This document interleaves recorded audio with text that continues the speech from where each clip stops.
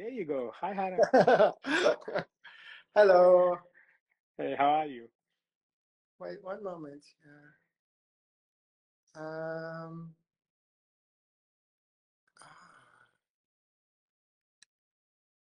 okay, I'm here. Is it working? Can you hear me? Yeah. That's amazing. No, I was just telling that it always works on very well on the test go, and then whenever we want to come live, there are usually some technical error. But really great to see you, Hiram.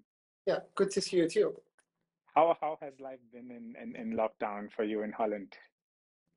Well, we're still in a sort of a mini lockdown at the moment. Right. Um, it's been a bit boring, really. Okay. Have you been Um, creating a lot? Or? well, I just yeah, I've been working a lot. Okay. Trying to create a lot for next year, and just I'm lucky that the orders, you know, other places in the world are coming out of lockdown. So, Right. That's amazing. so I have it, yeah, for me, I've been busy That's with work, amazing. but not much busy with going out and doing fun things. Yeah, okay. I hope that comes But that, I starts think sometime. that's the same for everyone, no? That's amazing. But I think you can really appreciate also the family time that you otherwise wouldn't have had. So on a positive side. So that's something that I'm enjoying a lot. Yeah. Well, I hear that you're a new father, so Yes, that, yes. that's that's certainly something special.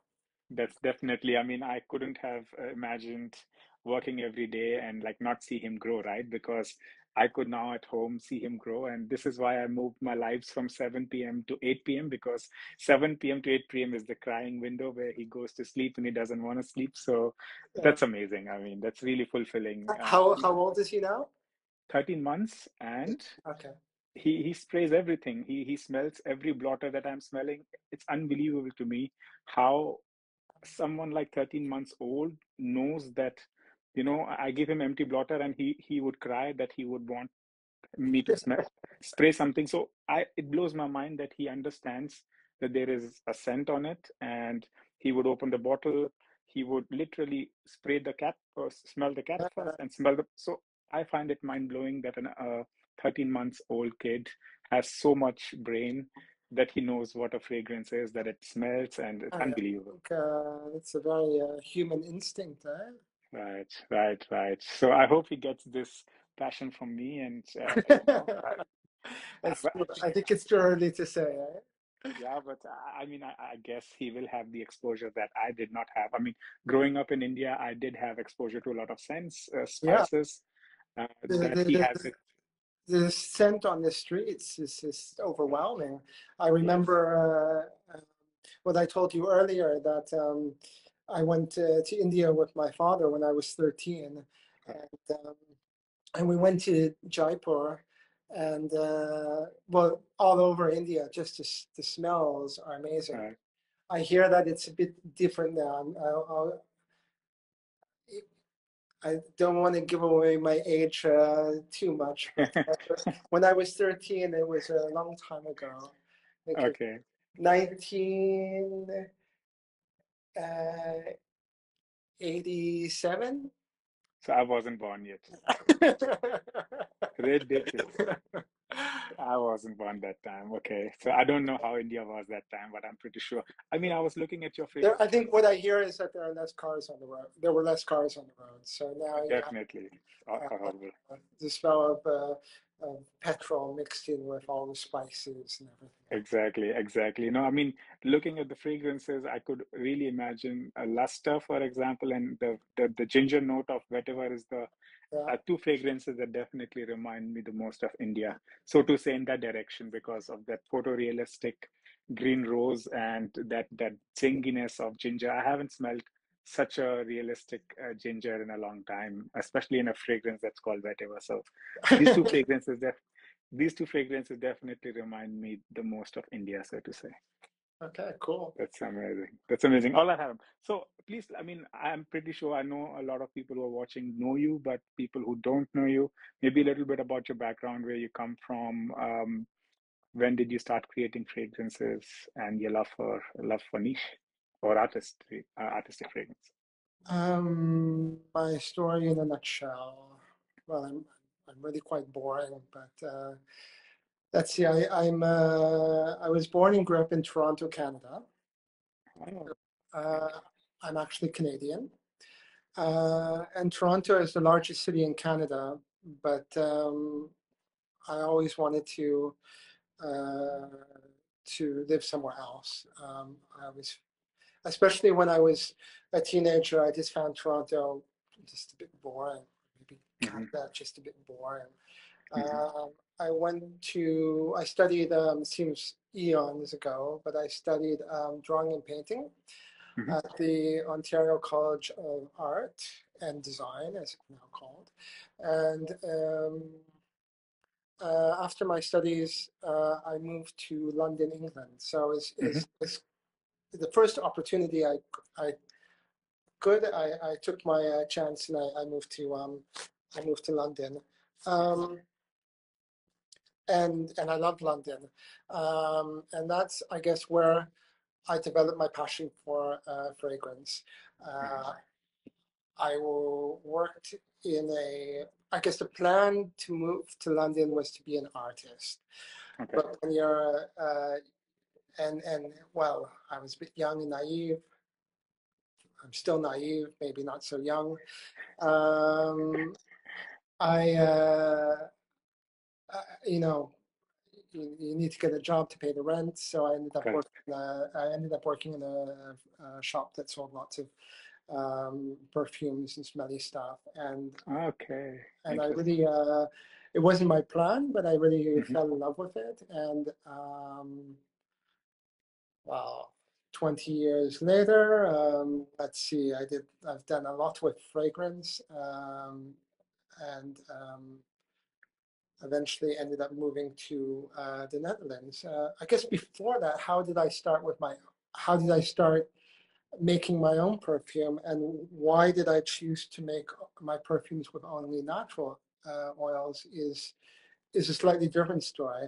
After working for fragrance companies for several years, I wanted to do something for myself. hmm And I opened up a niche perfume shop in London, selling other people's perfume. And that was really even before we called niche niche. I mean, it was Correct. before we had a label for it. This is, Okay. or at least before I knew there was a label for it. It was 2003 when I opened up my shop, hmm and it was a tiny, tiny little store, and I tried to sell contemporary perfumes that were Okay. made by by actual living and working perfumers. And Okay. at that time, there wasn't really so many to choose from. hmm Now, now the market has since exploded. So if you could say I hmm was a pioneer in that front. It's amazing. I called my perfume a scent gallery, and I hmm was the curator of this gallery. Correct. Correct. And it was very important for me to find perfumes with stories and uh, the, yeah, it was an interesting shop, and tried to sell some very interesting products. But in that time, I developed that as much as I loved perfume and trying out all these other fragrances, that I would get headaches from wearing a lot of the fragrances. I don't know hmm if that happens to many other people, but Yeah. um, my head would start spinning. And it's sort of an addiction because I would keep on trying it. And then half an hour later, my head would be swirling, and oh, I know this is because I'm wearing this perfume. And I couldn't really figure out why. hmm So as much as I loved the smell, I knew it wasn't really doing anything good for my head. And hmm I don't know why, but it was perfumes with only natural ingredients that didn't.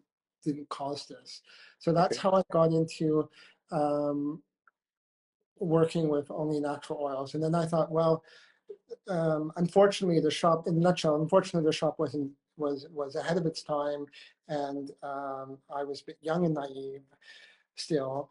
And I eventually had to close the shop and Okay. spent a long time after that sort of soul searching, what am I going to do? And I still had this passion for perfume, and I tried to get other perfumers to make entirely natural fragrances for me because there wasn't really much on the market back then. Interesting. And it was very uh, difficult to find anyone who was interested in this entirely natural aspect. In fact, many people told me it wasn't possible.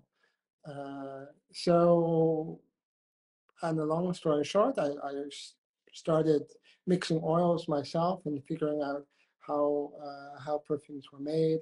And fast forward, um, started my own company selling natural perfumes now almost, I guess, 8.5 years ago now. So, Wow. Long time. so unfortunately, well, fortunately, I'm not a newcomer.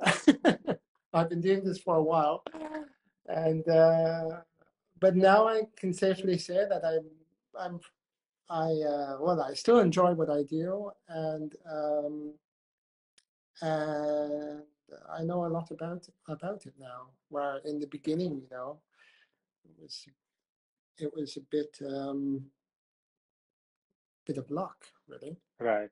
Right. But it's with everything, right? Like you really have to keep on doing something, and you need to have that flair for it, and Yeah. then But you know. I was also convinced that people there were other people in the world like me who got irritations from fragrances. There's also the whole market that in the last 20 years for natural skincare that's just exploded, and fragrance seems to be trailing behind. It's Mhm. not entirely natural fragrances. There's still very few people in the world producing entirely natural fragrances, and but I think I feel the market is growing, and Right. it's something that more and more people are becoming interested Yeah. in. Yeah. No, absolutely. Yeah. If you stick with something long enough, then you're no longer ahead of your time.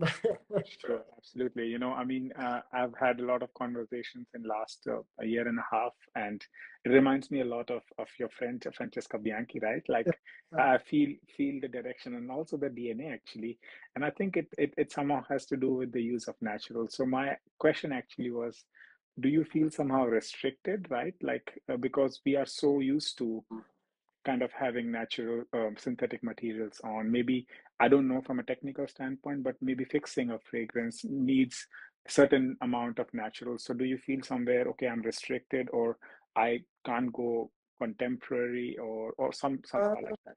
I don't know. I don't necessarily feel restricted, and I think that's more because I'm entirely self-taught. I didn't Hmm. have the luxury of going to perfume school in Paris or anywhere else.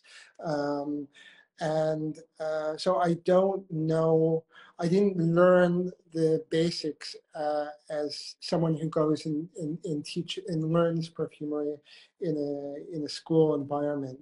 Um, for making perfumes for the market. So what I have is really a craft that I've built, uh, that I've taught myself. Hmm. Uh, so maybe if I had a bit more technical training, then Hmm. perhaps I'd feel perhaps I'd feel more restrictive. Um, but um, Interesting. but then who knows? Maybe then my fragrances wouldn't smell the way they do. There's a certain uh, That's true. naivety about it. A certain, um, at least I feel that there's a certain um, uh, yes, I like them, but they're not the same fragrances as uh, you know any of the big brands, That's Frederick true. Maller, Guerlain, or something like that. They're not as polished as that, maybe, and that. Uh, I don't think that has to do with naturals per se, but I think that has to do with a certain level of standardized teaching Hmm. of I see. what is expected in the industry. I see what you mean. But when I smell the fragrances, except vivacious, maybe, uh, Uh-huh. I have, I have, there is a vintage feel to it, right? Like Sorry, but there is this. Sorry. sorry, I missed what you said. No, there is a except vivacious. Yeah. There is a slight vintage feel to the fragrances. Okay. So does that come also from the past experiences, or where you worked, or is it coming from using primarily naturals in there? I think that the if you like the vintage vibe comes from uh, comes in part from the use of naturals, because Hmm. if you look at it, if you think about it from uh, a historical point of view, the the fragrances from 100 years ago, uh, they contained more naturals than fragrances today. That this isn't per se that they were all natural. They weren't by any stretch of the imagination all natural, but also the first chemicals that were invented and produced were chemicals that were um, designed to replicate aspects of the essential oils. So it smelled the fragrances that the smells that were in them were all smells that were found in nature, even if they weren't Hmm. entirely natural. Where what we Right. have today is fragrances with chemical ingredients in them that have no place in nature. There's no Hmm. it's not a replica of a smell that exists in nature. And I think that I'm not a scientist, I'm not a chemist, but I think that is the reason that that my head doesn't like a lot of the Hmm. fragrances, because I was always fine with a lot of the classic fragrances, the more vintage, not just the classic fragrances. And I think the reason for that is because even though they're not entirely natural, they're using more chemicals that are based on natural ingredients, where fragrances today can be a mix of, of things that don't exist in nature. And these things, for my mind and some of the other mind, some of other people's, they just they cannot process it. It's like Right. it's cannot do not know what this is. Right. And I think that's the reason that I don't that it doesn't work for me. But who knows? Right. Right. But do you somehow wish that you had a classical training? If you had a chance, would you do it like 10 years ago? Certainly, yes, Yeah. yes. But now at the point where I am now, I wouldn't change it. I'm happy with where I am. I'm happy with the information I know and how I make perfumes. So in hindsight, it's a bit of a blessing in disguise. I think if I Right. had the knowledge, my fragrances, who knows, I would have been gone in a totally different direction, but Hmm. they may not have been as unique as they are now. Right. But at the time, when I started the journey of, is this going to be possible for me? There wasn't, I didn't go to school because I didn't have the money for it. It's quite expensive, I think. Right. Right. Right. And But yeah, no, go that's ahead. no, that's it really. As poor little Yeah. boy. I mean, I'm glad that you're honest here. So I mean, let's talk about naturals a little bit, because when you work with such a high density of naturals, I mean, there was a question as well, which I love. Is it harder to maintain the quality from batch to batch when you work with naturals? Because I see that your samples also have batch numbers written on them. So is this somehow a challenge when you work with naturals? Um, No, I don't believe it is. At least not with all the natural oils that I purchase. I use the best quality ingredients I can get from the best companies, and they provide a certain standard every year. So the oils, um, there, it is possible that there are um, variations from year to year, depending on the harvest and so on.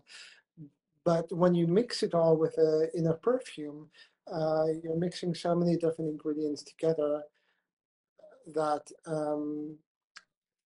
the smelling a difference in the batch would be very uncommon. I don't Hmm. believe that would happen. What happens more frequently is the colors of the materials can change slightly. Not with many ingredients, but I've had that before. So, Right. and what's happening now was particularly obvious this year.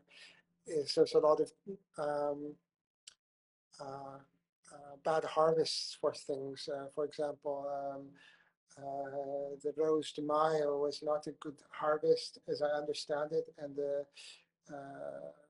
price of the oil is the same quality of oil, but they could make far less of it this year. So Oh, that means the price is much higher. So the price this year is double the price of what I paid last year. That's um, quite a significant. difference. Mhm. Yeah. So you will probably find that reflected next year in in the retail price of the perfume.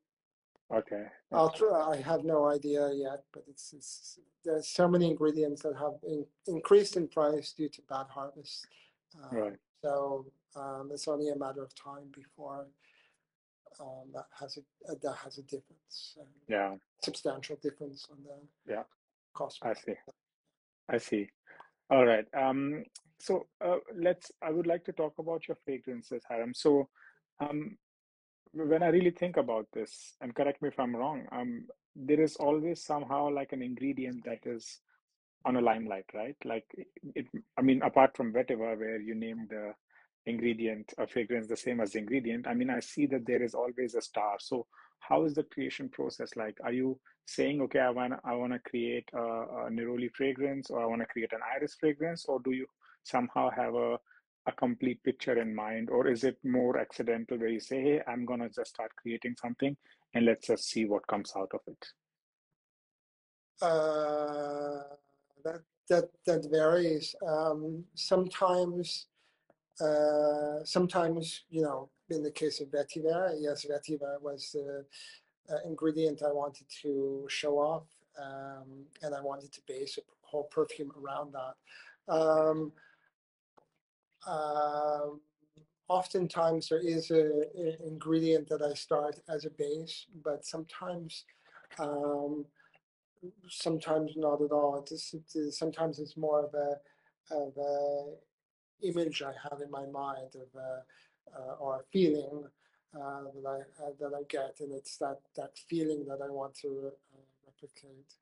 Hmm. For example, I think Arbolé is a good example of a fragrance that, for me, doesn't have a particular star ingredient. It is the patchouli, uh, but it's not the patchouli that everyone sort of thinks about as a um, sort of strong, yeah, not. It's mixed with a lot of other things that are unpatchouli-like, if you Correct. and that creates a very different smell, at least in my mind. But Yeah. Amazing. Let's take some questions because it's there are a lot of questions coming in, yeah. and all right. So Petra asked a very interesting question because we were talking about naturals. Do you keep to Ifra restrictions? Yeah, that's very important to me. and I think it's mandatory to, if you're selling in Europe, you have to keep to the Ifra guidelines. But it's not just Ifra in Europe. People always say negative things of Ifra, but there's also the whole I think it's called COSING, the COSSING, I think. This is the European equivalent to IFRA, where they manage the safety. It's basically like IFRA, everything that's in IFRA is also in this European thing, and there's a lot of uh, safety regulations and good manufacturing processes that we have to adhere to if you want to sell cosmetic products in Europe. And I think that's a good thing. I said before, I'm not a scientist. I'm not even a chemist. So there are people who and organizations who spend a lot of uh, time and money um, finding out the safety of these ingredients and what we're putting on our skin, Mm-hmm. and and also in terms of quantity. So just because it's natural doesn't mean it's safe. Uh, Right. but yes, my fragrances are just as safe as any of the others sold in Europe. Yeah, but has it happened, Haram, that you created some, like, is it something that you already always have in mind, the regulations, or like have you created something and you realize that, oh, now it's not IFRA compliant and I'll have to like kind of go back or take some Well, steps? of course, sometimes there are instances where, I mean, for working with naturals can be a blessing sometimes because there are less ingredients to choose from. And with this if you want to call it a constraint, I don't feel it's a constraint, but with this limited selection, then you also you get to know the regulation more around these ingredients, and well, I can only put in so much clove oil, for example, because if I go over a certain amount, then it's then I'm not complying, or there's only Mm-hmm. so much tuberose I can put in an ingredient, otherwise I'm not complying. So there are cases where I'm working on a fragrance, and maybe I know the regulations. It doesn't stop me from, say, wanting to add, Good. wouldn't it be so much better if I could just add a little bit more of this or a little bit more of that? Correct. But these are the same restrictions that everyone faces, not just me. Right, absolutely. But Yeah. talking about ingredients, Haram, are there ingredients that you somehow struggle with, right? Because there might be ingredients where somehow it doesn't kind of go along with your fragrance DNA, so to say, or you find Um, quite challenging to work with. I struggle with basically every ingredient. um, um, okay, there are some ingredients that are very easy to work with, but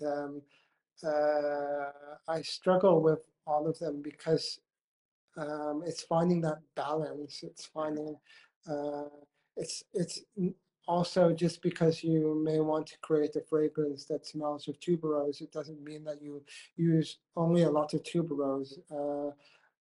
That's not necessarily a perfume. You have to make the tuberose come alive. You have to make it last a bit longer on your skin than it would normally do if you just put tuberose absolute on your skin. So that's just the sort of the art of and science of perfume making. And um, yeah, it's always I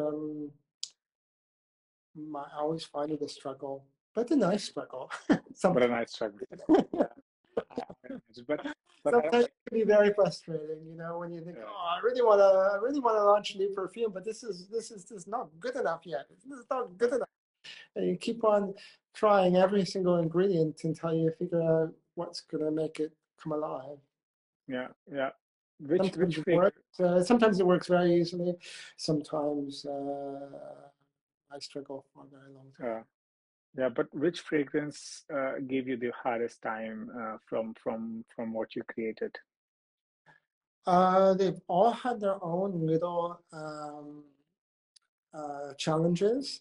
Uh, but for example, take Vivacious. I Yeah, started that Iris.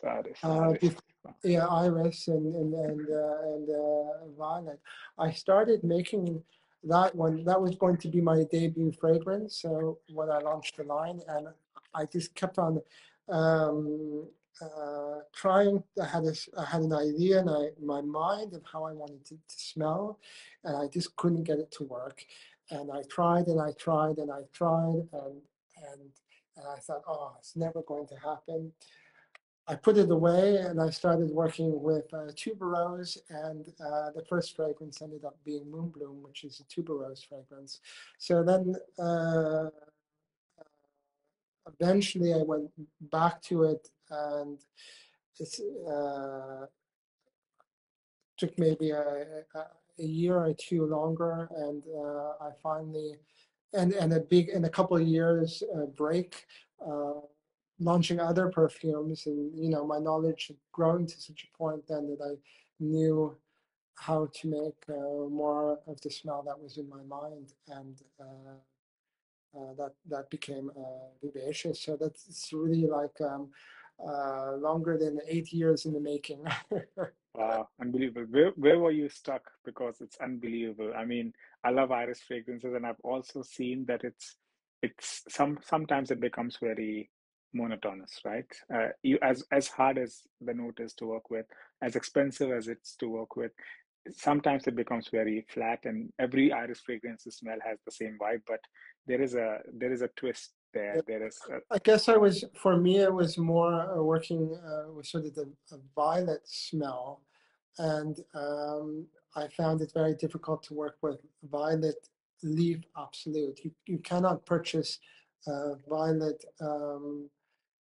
flower absolute, Mhm. and that doesn't exist. So it was violet leaf. And I really wanted to get a more flowery smell, and I found that the violet leaf was just so incredibly green.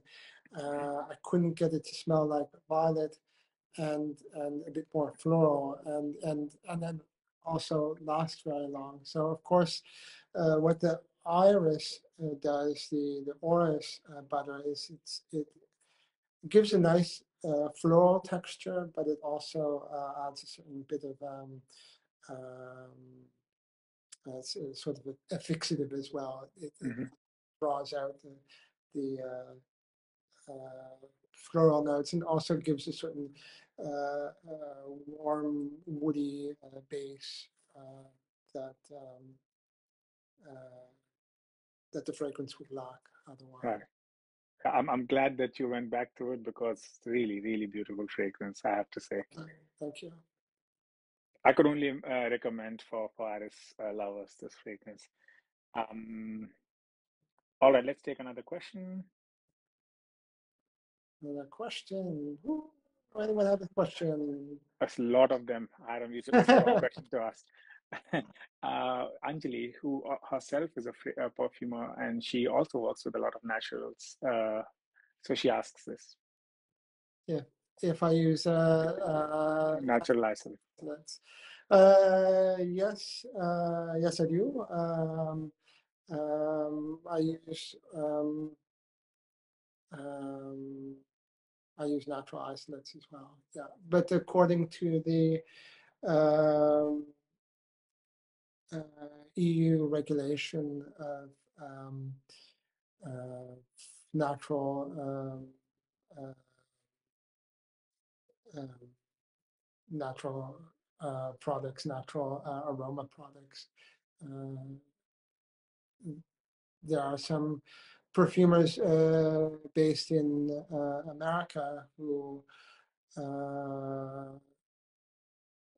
uh, will use also natural isolates, but you have to be careful because their definition of naturalness is different from what the European version of naturalness is. You wouldn't think that these things can get so complicated.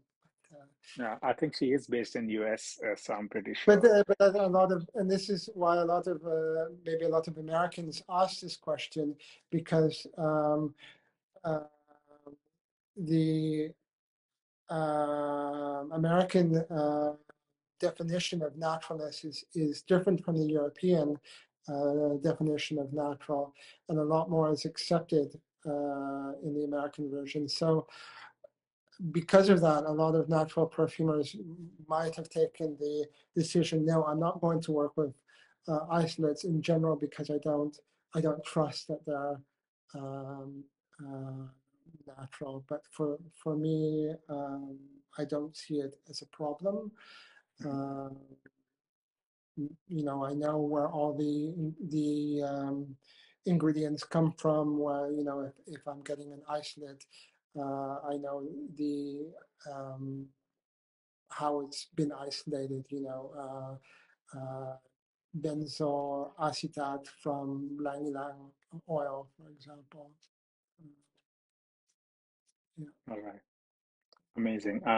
Let me take another one. Um, Also another great one from Petra, actually. How do you manage your fragrances to last so long? Many natural ones do not last as long as yours. Oh, thank you.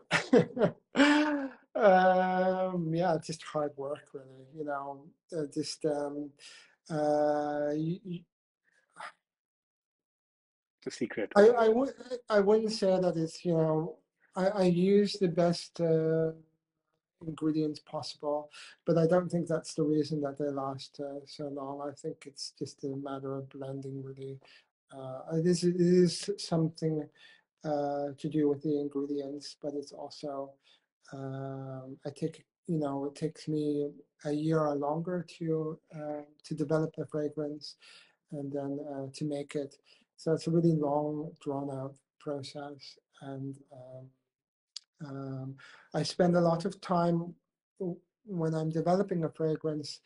There is the idea of smell that I'm trying to create, that the idea of what I want it to smell like, but there's also how it needs to work. It needs to last long on the skin. It needs to project as well. So it's not just one thing. It's everything, and that's what makes the perfume. And there are limitations with naturals. I won't deny that. There are some synthetics that you can really get the really over the top smell from, and they'll last weeks on your skin. But natural materials are only made to last so long. Is nature only is nature intended it to. So what I'm trying to do with a perfume is actually to stretch that as much as possible to Right. to and that's just the art of perfumery. That's amazing. Um, all right, so the most difficult question that I think for you would be, which is the favorite fragrance from your collection and why, Lydia asks. Sorry, this comes every time, and I would love to know. And I'll ask you which is my favorite. For me, it's easier to choose a favorite than you. Okay, okay. So Well, tell me yours. Or uh, let's say which is the one you are wearing the most, or which you have worn the most in last 8 years or seven. I I thought okay, you only have one child now, but Yeah, two, or you can say is a parent allowed to choose their favorite child I think you and most likely admit it know to the who's rest of your the world? this is why I said it's not the favorite, but the one that you have worn the most. I think that's fair to say. You might have worn one Well, fragrance more than okay, others. what I will say is that each fragrance I make is, and this is why each one of them is so hard to make, is because I really try to make each one smell different. Yeah, So that's true. there's some fragrances, there's Moon Bloom, which is really rich and flowery and very, uh, I think it's just so full and beautiful. There's things like Hide, which is really much more aggressive, and there's a lot of energy in it. And then there's something like Vivacious, which is much more, or Arbolé, which is very romantic and soft. So each fragrance has its has a very different character, as well as a very different smell. So, each one is wood based, one is flower based, but one is exciting, one is soft, one is so each one is very different. Um, you're smiling, and I have a feeling that I'm not going to get away with answering this question. You have to But just name one, Hannah. I would say that uh, I love to wear Hide, and actually, Hide is an interesting fragrance because I had introduced it, I guess, in 2019 now, so it's a couple of years old. And by that point, I already had a couple of fragrances on the market, a few fragrances on the market. And I had made a Hide, and I had really liked it, and it was really, I thought this is a fragrance that I really like. Hmm. So, but I didn't think that anybody else would like it. So I thought, okay, well, I can afford now to to to make a fragrance that's not going to be a hit. Yeah, That's not going to be a commercial success. but it But was. I hate to say it, but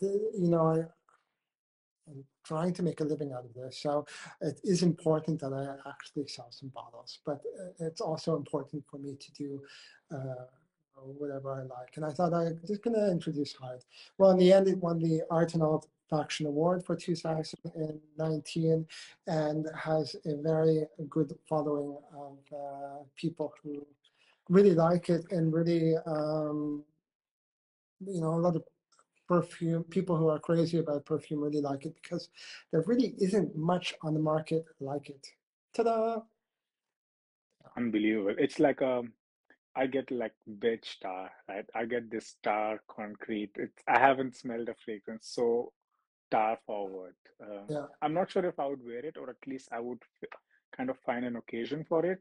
I find it addictive, right? Like I find it that I want to smell it again. yeah, yeah. Um, very, very interesting, nevertheless, and a powerhouse. I think it's probably the most powerful. And this was the first fragrance from you I smelled 2 years ago Ah, right. at Okay. Exxon. The exam since that was when that was the year. Yeah, yeah, Yeah, unbelievable though. And it gets softer, right? Like it starts with a punch, yeah. It but starts a bit hardcore. Yeah, and it does mellow out into something very soft and beautiful. Um, um, mm, my inspiration for Hyde came more from music and nightclubs and this kind of thing. So if you can yeah, imagine a very sort of dark party environment, then that's correct. it. But it's a fragrance that I wear a lot. It's very, I think it's a popular fragrance in the winter, but I really like to wear it especially in the summer when it's very really hot. I think Yeah, fragrance for a very hot climate, but I think maybe yeah. some of the customers would disagree with me. I think You yeah, can wear but whatever you like, whenever it's about the feeling and how you feel with it. I'm not dictating absolutely. how anyone should wear the fragrances. And absolutely, but it has this. I think one spray. Sometimes the winter fragrances are great in summer. Like there's some fragrances that come out very well when your skin is hot. And I think I could imagine this one spray of it could do some wonders. Yeah, this smoky, woody, uh, almost kind of burnt forest-like vibe in a Yeah, positive way. yeah. There's a lot of Yeah, citrus in there as well. yeah, To sort of to try and lighten it up a bit. right, right. But Could you, yeah, citruses. you don't really smell it so much, but it is Yeah, there. right. Could you guess, Haram, which is my favorite fragrance? Two you can name. I don't know if I ever told you. Sorry, what did you say? Could you guess which are two of my Oh, favorites? your favorites. Hmm. Oh. Um, well, I am going to go with vetiver. Okay. And the other one I don't. No, I don't. Oh Yeah, well, maybe Vivacious because you've talked about that. yeah. Too. I, But for I- it's hard to pick a. Do you? It's hard to pick a favorite. yeah. No, Well, but it's for hard for me it me to was, pick a favorite. But, yeah. I think as much as I like Vivacious and Vetiver, two fragrances that really blew me away. First was Slow Dive. okay. Because I could not pinpoint that kind of waxy bee wax, right? So it, because it's first of all super unique, and this waxy thing that it took me by surprise, and I really love how it kind of blends with my skin chemistry. I think super beautiful. I think it's also the one that gets a lot of love, right? Like, It does um, get a lot of love, yeah. Um, it gets a lot of love, yeah. right, right. It does have a lot of, yeah. And then Uh, second, sorry, uh, it's uh, beeswax, honey, tobacco. It was the intent for Slow Dive was to be more of a tobacco-based fragrance with right. a sweetness to it, and I guess the tobacco absolute that I use has a really big um, honey undertone to it, and because I use so much of the tobacco absolute, that's Yeah, people smell it like that. yeah, I guess it's not the.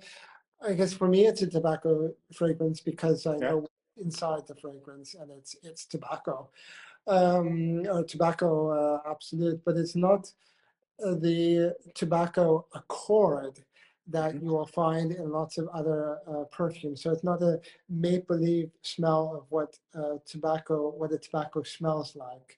Hmm. This is just tobacco absolute on its own. So maybe that Yeah, makes different. Yeah. it's super interesting. I was smelling this with a friend yesterday, and he also liked Slow Dive the most. And second, that might surprise you. Actually, it was Moon Bloom Ah, really? because that tuberose that I haven't smelled such a beautiful tuberose. Like I think it is the star of the fragrance, and it blew me away. Like it was the most photorealistic tuberose that I've smelled in a while. I mean, maybe talk about this. I think Moonbloom was the first fragrance you came up with. Yeah, yeah. That Beginner's luck. Beginner's luck, totally. yeah, unbelievable. Like if you like to people listening, if you like tuberose fragrances, I think you really can't go. I think you have done beautiful job to present tuberose in a fragrance so beautifully. I mean, if okay, I do this because I enjoy it. It's a passion, it's an art, but I really I also have to sell the perfumes, and if they don't sell, then I can't keep on going. It's as simple as that. So everyone buy a discovery set and discover the perfumes. Yeah. But my point was more with the uh, if it weren't for everyone loves Moonbloom, and if it weren't for Moonbloom being the success that it is, I don't think you'd see all the fragrances behind you, all the ones that I've been able to make over the years. Still, to this day, I think I haven't added it up this year, but Moonbloom is always the most popular, the Yeah. most sold. There are fragrances that get talked a lot about, and then there are fragrances that get bought. Right. And for me, at least, Moonbloom is the one that everyone is addicted to, even the Yeah. people who aren't fragrance lovers. Everyone just sees the quality in that one, and it's just such a beautiful smell. Yeah, you could have called it like Gardens of India or something like that. I don't know. I mean, because for me, it is nostalgic. Whenever I'm smelling jasmine, tuberose, and fragrance, I've Well, spoken a lot about my love yeah, for these two, Lily of the Valley, Gardenia. You yeah, know, I had a pleasure of yeah growing up with them, and this Moonbloom. it surprised me that I liked it so much, right? Because, like you said, vivacious, and vetiver. I mean, that's a classical. These are two of my favorites. Probably, I'm gonna wear it the most. But when you talk about two special fragrances, definitely Slow Dive and Moon Bloom. Okay, yeah. They're Uh, also probably the most maybe the most dense in that collection as well. They're quite mhm, they're not necessarily I find them to be um, very solid fragrances. I don't know. mhm, Whereas to say Vivacious is a bit more transparent, a bit more mhm. light. At least this is how I smell them. Where Right, something like, and even higher, as strong as it is, I don't find that it's um, as um, as solid as Slow Dive. I right. don't know if I'm making much sense there. No, Yeah, absolutely. that's also just, I think that's nice is to have lots of different kinds of smells for different types of people. Right. Yeah, Yeah. Amazing. Few someone asked before Hiram, about Voyage. There were two versions of them, like 2019 version and another version. So maybe yeah. you can talk a little bit about that. Voyage was a limited edition fragrance. I came out with Voyage. Yeah, I can't remember what year it was. And then it was a limited edition. It sold out. People really liked it and wanted more of it. So at some point, I think 2019, I did another version of Voyage. It wasn't the same Mhm. fragrance, but it was uh, similar. In fact, it was almost identical. But what I did was I added um, uh, a lotus flower absolute. Wow, So that gave it a more tropical uh, interesting. uh, feeling to it. And that was I only made 250 bottles, and they're all gone now. So maybe at some point in the future, you might find another limited edition of Voyage. Okay, I hope to But get to smell it. I'm not saying anything at the moment. All right, that's amazing. Let's take a few more questions, Hiram, if it's okay for you. Yeah, it's okay. Um, all right. So, okay, we talked about this maybe a little bit, but is there any material you would love to use but can't?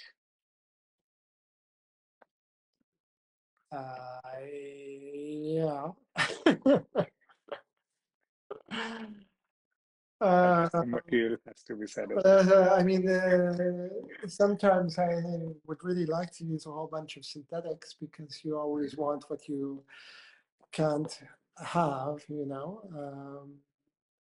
uh, but from a natural point of view, I would say things that I would really like to use. I mean, it's not.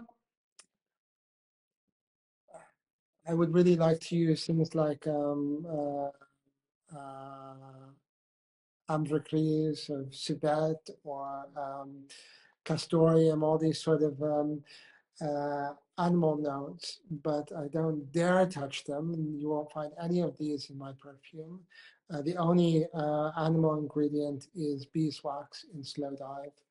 Um, so I hope uh, in the future to that, and even in some of the fragrances that I have now, that people have maybe more of an have this sort of this animal type ingredient that we associate with uh, uh, castoreum or civet. These are people who are listening and don't know what these ingredients are. Civet comes from a cat, but they have to torture the cat to get this smell out. So you can still buy these ingredients. It's amazing that you can still buy them, but you won't find they don't go into. I don't think very many perfumers actually use real civet in their perfumes. It's all natural, but it's something that you certainly will not find in any of my perfumes. I Um, see.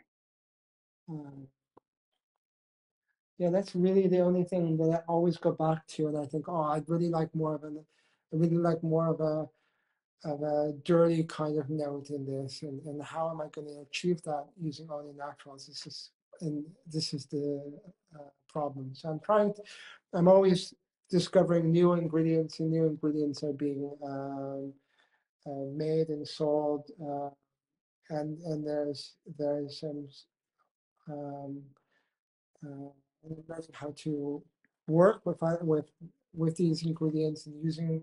It's a development. So hopefully, at some point, there will be uh, something to try out. Yeah. Okay, there Yeah. are some comments about Harex and ambergris. Um, Hi, Hyrex, that is, if I'm not mistaken, that is what is that?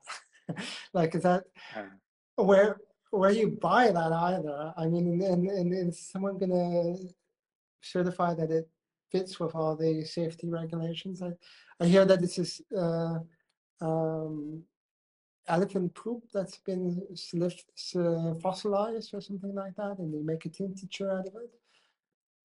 Maybe I'm confusing it with something else. I don't know. But uh, safety, I said is before, is a big thing for me. So right. a lot of these ingredients, like ambergris, there isn't really a place where you can go, um, and you can't really buy them so easily on the market. So it leads me to the question: is how much is it of how much of these ingredients are there, and how do I guarantee that it actually is genuine? I see. So that's um, I haven't, there's a lot of ingredients that I choose not to work with because I haven't found a supplier that I can really Rely. rely that can trust. Um, And it's not just about a personal relationship, and I trust you that you're going to offer me the best ingredients. Um, but it's making sure that they can actually be certified as being safe, and that's where a lot of these producers fall behind. They either will not provide me with documentation to say that it's entirely natural, or I see. all the European certification that it needs as well. So these are, um, um, but it's maybe if I looked into it, it would be I would be able to find something. But Right. it's just I guess it's also just not on my radar at the moment. Okay.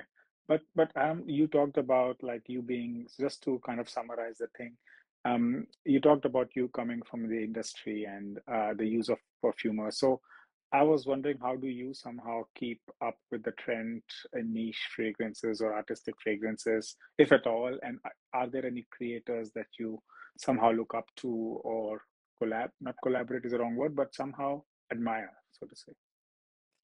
Um, yeah, I don't look at other perfumes anymore. To be honest, Okay. I don't have the time. um, and I live in Gouda, or Gouda, as you say in English, and yeah, it's not really a perfume. It's not like London, New York, or Paris. There isn't. It's not like I can go and smell some. Uh, Wonderful perfume is just around the corner. And now I have a collection of so many fragrances. I just wear my own. Um, there are people, of course, in the industry that I've gotten to know over the last 8.5 years, and people who I admire, but there isn't a uh, perfume house that I'm sort of uh, envious of their perfumes. and stuff. Mhm. Yeah. Yeah, absolutely. Because, I mean, when you create a fragrance like Vetiver, which is crazily There done, must be or there must be what I don't know how many hundreds of vetiver perfumes on the market. Uh, correct, um, do we need another one? I don't know. I'll let my customers decide. But right, I guess at the time, and I wore vetiver a lot this summer. It's easier to wear than Hyde. You know, I like wearing yeah, Hyde, but vetiver is very easy and fresh. And I anyway, really love it. that was what I wanted to create, and of course I looked very loosely at some of the other vetivers. You know, I went to the Mhm. department store in Rotterdam, which is very close to here, and I smelt what was available in in the Bijenkorf. That's the department store we have in the Netherlands, and you know, and then went home. But it wasn't like I was. Um, necessarily inspired or wanted to copy any of these fragrances. It was just more of a you know taking I have all these ingredients behind me. I can take the vetiver, I can take the uh, German vetiver oils I have, mix them together, and you know make a make a smell Yeah, from the actual oils rather than trying right. to replicate something else. Something that, And in addition to that, I don't. Um, yeah, the commercial fragrances are all made with different materials than what I use, so it would never end up smelling the same anyway. correct, Um, correct. so I just Yeah. bother. Yeah, I mean, it's right now I'm smelling it. Yeah, the ginger has toned down, but there is this earthy, powdery, beautiful, beautiful aroma around here. Vetiver is one of my favorite notes. The ginger is a note that one of the ingredient houses where I buy the ingredients from, they had this ginger oil a couple of years ago that was brand new, a new distillation, and I fell in love with it, and Yeah, I always wanted to use it, and I couldn't. Uh, it didn't fit in anything, and I was so upset. And then finally, after like I don't know, maybe 3 or 4 years, finally with vetiver, I thought, smelling the vetiver, I thought, oh, you know what, this ginger might work with the vetiver, and right. it did. So that was how that happened. It's a very beautiful ginger note. Yeah, absolutely. That catches your attention right away, right? So Vetiver is the latest one, right? Yeah, From you? vetiver is the latest one. Um, Yeah, I've only launched one perfume this year, so right. So what's coming one up? and one perfume last year as well. So Vivacious was last year. Yeah. Vivacious was last year, and Vetiver this year, So and what's coming? there's something coming next spring. We met a couple of years ago at Exans, and having a deadline is good for me sometimes. So I really hope that it will be ready in time for Exans next year. There will be Mhm. one. It's not that it's that I feel the need to launch a perfume for Exans, but it's more that You it's can go. have to, you know, I have to finish this, and that's a good deadline. Yeah, so Yeah, there'll be a uh, there'll be a I think more of a like Vetiver I launched in the summertime, and it's a summer fragrance, but I think it's all a year-round fragrance. And yeah, I think with all my fragrances are like this. I don't, you know, I said I like to wear hide in the summer, so right, it's a very heavy fragrance. So I don't have a feeling of what um, that you should wear a fragrance at a particular time of year. right. But the new fragrance will be, I guess, a bit spring-like. It will be Okay, fresh. It will be uh, um, new, I guess, in that sort of nice. a spring-like feeling. But think it's also a fragrance that everyone will be able to um, uh, enjoy year round. And I hope that the Excellence trade fair happens. actually happens. Yeah. Here in the Netherlands, we're back into lockdown, and we have it's not a real lockdown, but we're restricted with what is allowed. And for example, the restaurants have been are only allowed to stay open until 5 o'clock in the evening. Okay, here is 10. Here is 10, Yeah, but five is ridiculous. Yeah. yeah, but Uh, we kind of need it, and we need more than that because the cases are really, the hospitals are full again.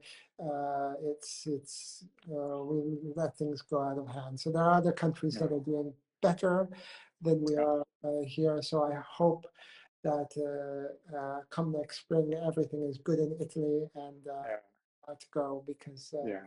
not only am I looking forward to seeing everyone again because it's been so many years now, and I haven't done any store visits, I haven't done this, I haven't done that. It'd just be nice to get away and see Mm. people in real life, uh, Yes. that kind of Yeah. thing. Absolutely. I mean, I had the pleasure to go to Pitti, and you were definitely missed there. And I probably not the fragrance exploration was not the highlight, but really the meeting people Yeah. and really to see the faces and have this personal touch. So I really hope also Excellence happens next year and we get the possibility to meet as well. So just let us know how people can explore the fragrances, maybe before I let you go. Sorry, what did you say? How people can explore the fragrances. So you have a discovery set on the website, right? Yeah, there's a discovery set, which I mean, many companies do this now. I have a discovery set where you can purchase the a small amount of each fragrance, and we send it all over the world. If you purchase from my website, I also offer you a, 15 € discount on a full bottle uh, if you buy within a certain period of time. But the discovery sets are available in most of my retail partners as well. So, for example, if you're um, watching this from America, you can easily go to one of my stockists in America and order from there. The um, shipping price would obviously be cheaper. With the discovery sets, I do have to charge a shipping fee, but for the 50 ml bottles, for the standard bottles that I offer, this on my website, I offer free worldwide shipping. Uh, so that's something that That's not everyone does. Yeah, yeah, amazing. How much do they retail for, Hiram? I love the bottles, by the way. We didn't get time to talk about the bottle design, but I was really thinking if I would do a brand one day, I don't know, because you see so many bottles, I find it minimalistic, nice to hold in the hand, and it's really beautiful. So, how much do they retail for? The perfumes retail for 155 €, and that's with free shipping too. Wow. They're not, okay, yeah, that's yeah, that's what they retail for. Yeah, that's amazing. What was I going to say? Yeah, I'm glad you like the bottles. Thank you very much Yeah, for saying that. When I started this company 8.5 years ago with nothing, with no savings, and the first bottle I had and the box, I bought all this corrugated cardboard and I cut out the boxes myself. Uh, wow. so with every batch that I make, I try to, I've always had a basis of using the best quality ingredients I could find um, for the perfumes. But in the packaging, I do everything myself, having the bottles that I have now, for example, and the boxes. Every time I redo the packaging, I try to make it better and better. The sprays, I think, are very good now, good quality. spray. So I do, but I'm glad you like it. So you know, when you make it yourself, you always see things that could be improved. Absolutely, but like I just loved. I mean, I don't have a bottle, and I'm But still deciding which I want to buy. It's going to be a difficult one, but I'll take my first steps. But I've seen it and I held it and exhaust, and it was really a beautiful experience. yeah. Yeah, it was great. Thank you very much for spending this time. I'm No, pretty thank you. sure. Thank No, you as well. And maybe next year I can get a chance to visit you in Munich. Eh? that would be amazing. You are most welcome. I'll show you around. You know, take you to the best place for eating here. So you're most welcome here. Okay. Always All right. amazing. Thank And you if very you much. ever come to Canada or the Netherlands, it's Yeah, such a small country, but if you're ever around in Amsterdam or whatever, just yeah. let me know. And I will. I will. and thank you everyone for watching this as well. What else can I say? Just Yeah, thanks for all your support yeah, and for all the people that like and enjoy know my fragrances and like them and enjoy them and are watching this. Thank you for your support throughout the years. If you're new to the brand and you're watching, yeah, check them out either on my website or any of the retail stockists. They're all mentioned on my website as well. yeah, So, yeah. that's it for me. So That's amazing. That's sure, last thing. yeah. Yeah, no, just wanted to say that to people watching. I mean, I take a lot of pride in kind of having people like Hiram and other people or the brands that I know they put love and soul in their work, and that keeps me motivated to. And it's difficult work to find brands and people who every week I can bring and introduce to the channel, and this is where I would really appreciate if you would.